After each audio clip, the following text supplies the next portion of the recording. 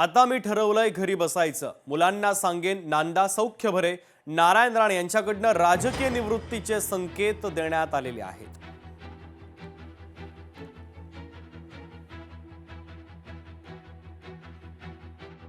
पण आता मी ठरवलं या शब्दाला पूर्णविराम द्यायचा, आपण घरी बसायचं. त्यांना विचारलं कशात त्रास कटकारस्थान करायला, पण घरी बसू. दोन्ही मुलगे चांगले आहेत.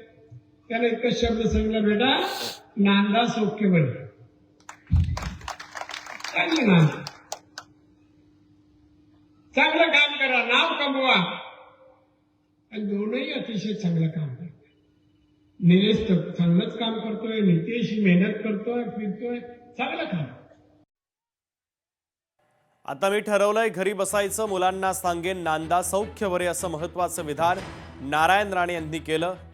नारायण राणे यांच्याकडनं राजकीय निवृत्तीचे संकेत देण्यात आल्यानं राजकीय वर्तुळामध्ये आता चर्चा सुरू झालेली आहे.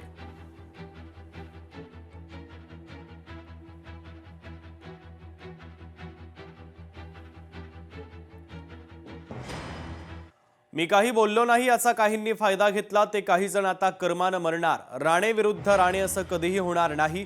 कणकवलीच्या सभेत बोलताना खासदार नारायण राणे यांनी महत्त्वाचं वक्तव्य केलंय. राणे सोडतील काय मला कळत नाही. याला राजकारण म्हणतात का? मग काय लोकांचं फावलं, दादा घेतलंय, दुकान चालू केली. आता सायरा वायरा पळताय, नवीन दुकानं पुढे. मला काय म्हणायचं, कर्माने मरत, कर्माने आणि मारतात.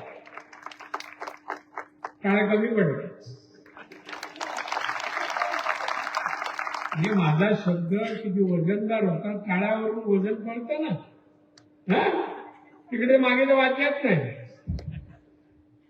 असो.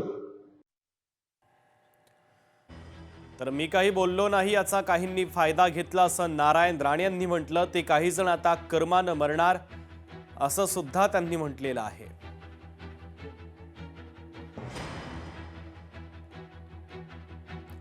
तर खासदार नारायण राणे यांनी हे महत्त्वाचं विधान केलेलं आहे. लोकशाही मराठी ऐका, पहा, जागरूक रहा.